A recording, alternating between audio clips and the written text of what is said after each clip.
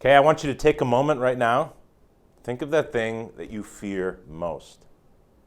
And imagine being thrown into that position time and time again. For me, the thing I fear most is jellyfish. Every time that I've gone to the Gulf of Mexico, which is just a couple of times, but every time I go, I've gotten stung by multiple jellyfish. My reaction is really strong, so anytime I'm in the ocean, which is always a blessing, but anytime I'm there, anytime I'm swimming and I see a jellyfish, I kind of shut it down for the day, because that's all I can think about is that fear. It really prohibits me from enjoying what otherwise would have been a nice day. I ask that because St. Francis Xavier Cabrini, the saint that we're going to talk about today, one of the things she feared most was open water. And yet she is a person who traveled across the Atlantic there and back from Italy to the United States over 30 times. She really embraced her fear because she saw herself as serving Christ in his church in a really radical and profound way. We see in St. Francis Xavier Cabrini the first U.S. citizen canonized by the Catholic Church.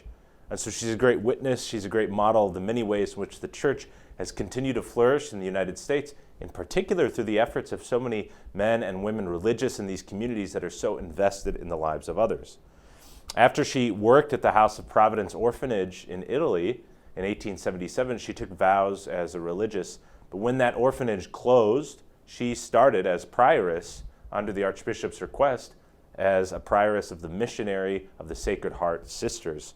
And so serving in this capacity and desiring to be a missionary in really profound ways, she wanted to go east. She wanted to go to China. She wanted to proclaim the gospel and preach it in these far lands from where she was. And yet nonetheless, she was asked at the request of those in charge of her to go west instead and to go to America. And so there she went. So imagine embracing your great fear, going across the open water with 6 other sisters. You have no idea what lies before you, and you get there to the Archdiocese of New York City, and the Archbishop says to you, actually, we're not quite ready for you yet. We don't have a house for you. We don't have a job for you. We don't have an apostolate for you. Just think of how crushing that would have been. Nonetheless, she was undeterred. She returned to Italy, only to come back again, to complete this trip many times over and over again. And during the course of her life, serving in orphanages and schools and soup kitchens and starting 67 different institutions in the United States dedicated to serving the poorest of the poor and proclaiming the gospel in a radical way. And again, it's just a great witness to us of what the Lord will do when we're able to embrace the fears in our life, because so often we feel crippled by that. We have a desire to serve, we have a desire to proclaim the gospel, we have a desire to live as Christ would want us to, and yet we find ourselves time and again caught up in the busyness of our lives and the fears and anxieties that continue to plague us. But the Lord shows us that when we embrace these crosses, which might be small or might be very large, he nonetheless will work through us. He sanctifies that suffering and he uses it as a fertilizer in his vineyard so that the work that we do bears great fruit.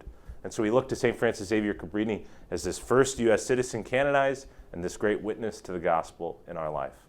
May God bless and keep you.